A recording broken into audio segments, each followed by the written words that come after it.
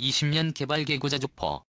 이번만큼은 소경을 고체가 육군 포병 전력의 핵심 화력으로 해외로 수출되는 명품 무기. 사고 원인에 대한 정밀 점검 통해 완전체로 거듭나야 최근 발생한 강원도 철원 개구자주포 화재 사고는 여러모로 착잡한 뉴스가 되고 있다.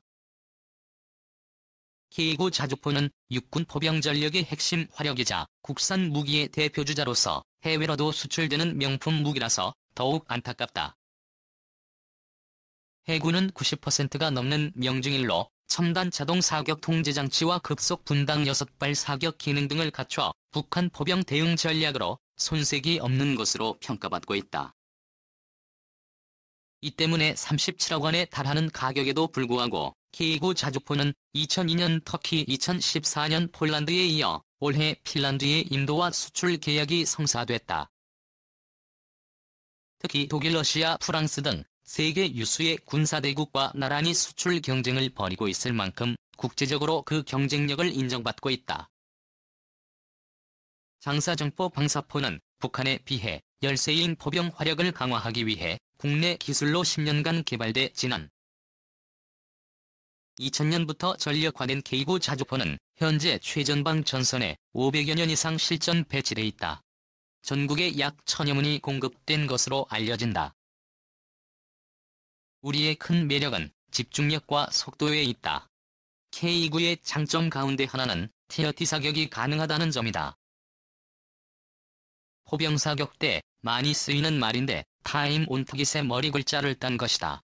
TT 사격은 동일 시간에 모든 포탄을 같은 목표에 떨어뜨리는 기술이다.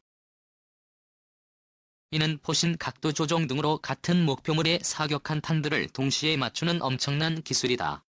최대 3마리로 T 사격이 가능하다. K29는 사거리 40km일 때 오차 반경은 320m에 불과하다. 간이 170mm 포의 경우 40km 사거리에 1km의 오차 반경을 가진다. 최대 40km 장거리 사격이 가능하고 사거리 연장탄이나 활공탄을 사용할 경우 사거리는 더욱 늘어난다. 발사 속도도 압도적이다. 분당에서 3발 위급 시 3분간 6에서 8발 사격이 가능하다. 매우 위급할 시에는 15초 안에 3발의 사격이 가능하다. 이런 빠른 발사 속도 때문에 세계 정상급 자주포라는 평가를 받는다. 하지만 K29는 이런 빼어난 성능에도 불구하고 여러 차례 몸살을 앓아왔다. 첫 번째 사고는 지난 1997년 12월 제1호기 화력 성능 시험에서 탄이 발사되지 않고 내부가 화염에 휩싸여 연구원 1명이 사망하는 사고가 발생하면서 시작됐다. 당시 국방과학연구소 안흥시험장에서 CJ1호기 개구자주포의 최대 발사 속도 시험을 실시했다. 당시 CJ1호기는 오전에 32발 등 총 424발을 쏜 상태였기 때문에 사고가 날 것이라는 예상은 누구도 하지 못했다. 오후 시험에서 첫 발이 발사됐고 9초 뒤 두 번째 탄이 발사됐다. 이어 세 번째 탄이 발사돼야 했지만 시간이 지나도 탄이 발사되지 않았다. 실제 2호기 자주포 뒷문에 불꽃이 비쳤고 이후 현장은 아수라장이 됐다. 자주포 내부에 불이 붙었기 때문이다. 탄약수가 가장 먼저 탈출한 데 이어 LDD 소속 부사 사수와 포반장이 자주포 밖으로 뛰쳐나왔다. 부사수는 등에 불이 붙은 상태로 땅바닥에 몸을 뒹굴었다. 가장 늦게 화염을 뚫고 탈출한 이는 사수를 맡은 방산업체 직원 정동소스였다.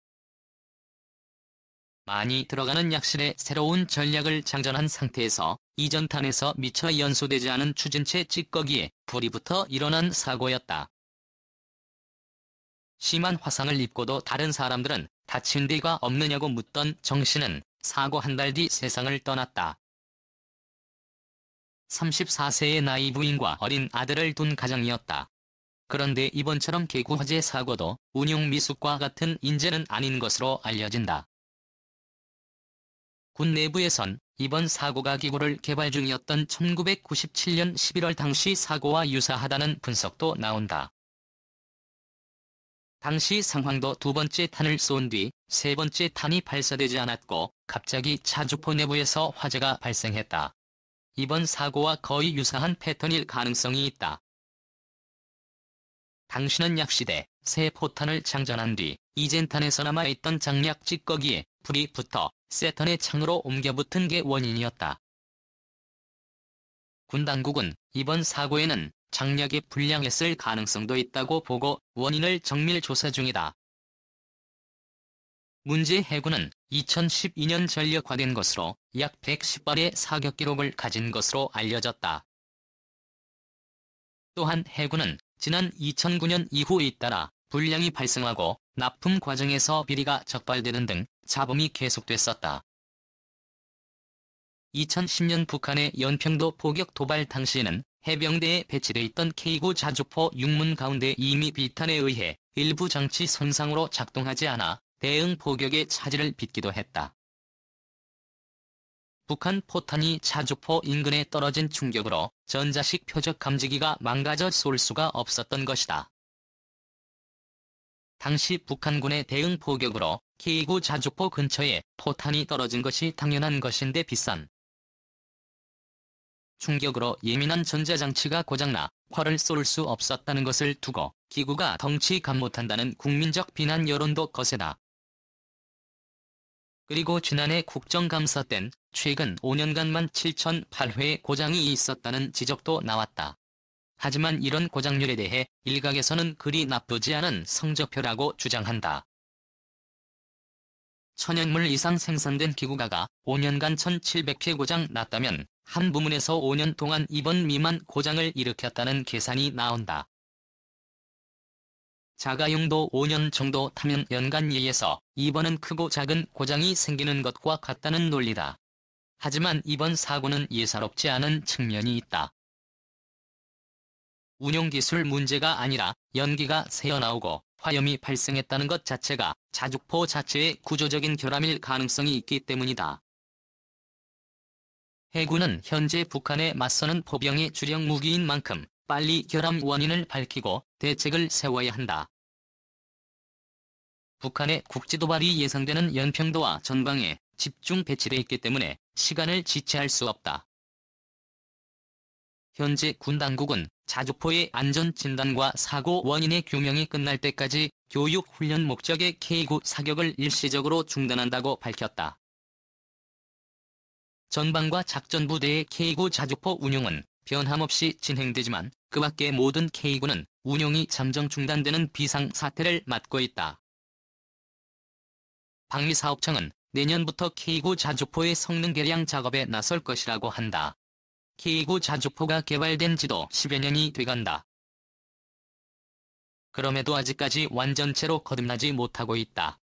이번만큼은 한국 방위산업의 꽃으로 통했던 K9 자주포의 수평이 꼭 고쳐졌으면 한다. K9 155mm 자주 곡사포는 기존의 K55 자주포보다 더 우수한 자주포를 획득하고자 HD와 한화 에어로스페이스에 대한민국에서 독자 개발한 자주포이다. 현재는 한화 에어로스페이스가 생산하고 있다. 미군으로부터 107 자주포를 도입하여 자주포를 운영해오던 한국은 1985년부터는 K55 자주포를 생산하여 약 1천여 대를 배치하고 있다. 이런 국산화 노력에도 불구하고 80년대 당시 한국의 확보 전략은 북한에 비하여 열의에 있었다. 북한군의 포병 전력은 수적으로 우위에 있었을 뿐 아니라 보유한 확보의 절반가량이 자주화 및 차량 탑재용이어서 기동성이 뛰어난 포병 전력을 보유했다. 한국 육군은 이런 양적 열세를 질적 우위로 극복하고자 했다. 특히 사정거리가 증가된 약포를 배치하여 군단 중심 작전에 대한 화력 지원이나 화력전 수행 능력을 향상시켜야만 했다. 이에 따라 KH-170과 K5의 개발 경험을 바탕으로 한국 육군은 K55를 이어갈 차세대 자주포의 개발에 착수했다. 차세대 자주포 케이스는 1989년부터 체계 개념 연구가 시작되어 약 10년간의 집중적인 연구 개발을 통해 1999년부터 전력화되었다. 과학연구소의 주도로 개발된 차세대 자주포는 삼성 테크윈 더블어와이의 풍산하나, 정밀 등 100여 개의 업체가 개발에 참가했다. 그래서 해군은 1990년대 국방과학기술의 총화와도 같은 존재이다. 또한 한국이 세계에 자신 있게 내놓은 제1호 국산 명품 무기체계가 되었다. 그리고 2기구 자주포를 개발하면서 K-55 자주포를 개량하는 데 기반이 되었다. 이후 2014년 8월 21일부터 K9 자주포의 개량형 K9K 의원이 실전 배치되기 시작했다. 포탄의 발사속도, 반응성, 생존성, 기동성을 최대한 발휘하기 위해 탄 취급 장치 내관 추출기구를 자동화하였고 격발기구를 유압 작동식으로 제작하였다. 급속 발사 때는 15초 이내에 총탄 3발을 발사할 수 있으며 3분간 분당 6에서 활발한 시간 동안 분당 3발 사격이 가능하다. 이는 기존 K10보다 3배 이상의 화력 증대 효과가 있다. 사격 임무 접수 후 정지 상태에서 초탄 발사 시간은 30초, 기동 중에는 60초 이내에 목표물 타격이 가능하다. K9 자주포는 일제 사격에 유리하며 한 목표 지점에 고객을 달리하여 연속 사격할 수 있다. 이 점을 활용하면 유사시 대부분 갱도 형태로 구축된 북한 포진지의 다양한 각도로 효과적인 포격을 가할 수 있다.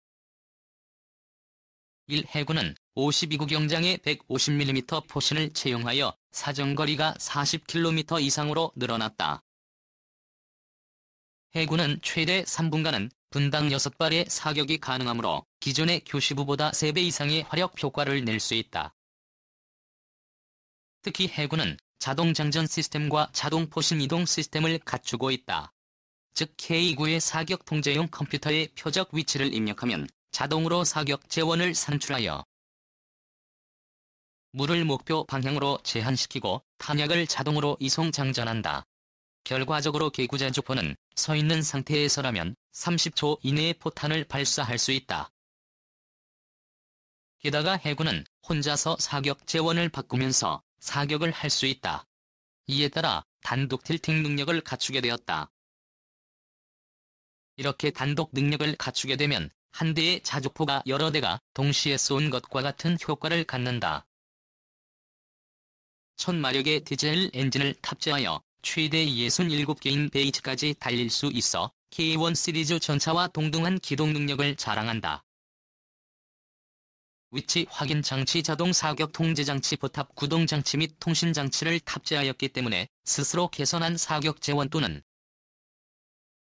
사격 지휘소로부터 접수된 사격 재원에 따라 포를 자동으로 발사할 수 있다. 방호력의 측면에서는 전차만큼은 단단하지 않지만 고강도 장갑판을 채용하고 있다. 이에 따라 적포병 화력의 파편이나 중기관총 대인지뢰 등에 대한 방호력을 갖추고 있다. 또한 화생방전 대응 능력을 갖추고 있어 생존성이 향상되었다. 는 미국이 보유한 N109A6 팔라딘이나 영국의 에이스에 비해 현저히 우수한 성능을 발휘하며 세계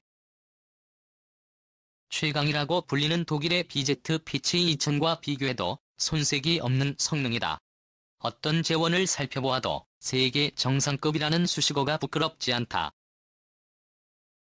바로 이런 계구의 성능에 주목한 터키는 K9의 기술을 도입하여 자국에서 생산한 T-155F 엠파이어 알티렌의 자주포를 운영하고 있다.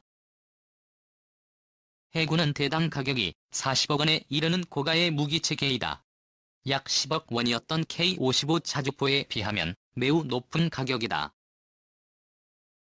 하지만 캐리어 15보다 한 차원 높은 성능인데다가 동급의 최첨단 자주포인 페이즈 트위치 2000에 가격이 약 100억 원에 이른다는 사실을 감안한다면 가격대 성능 면에 있어서도 해군은 우수한 첨단 무기 체계라고 하겠다.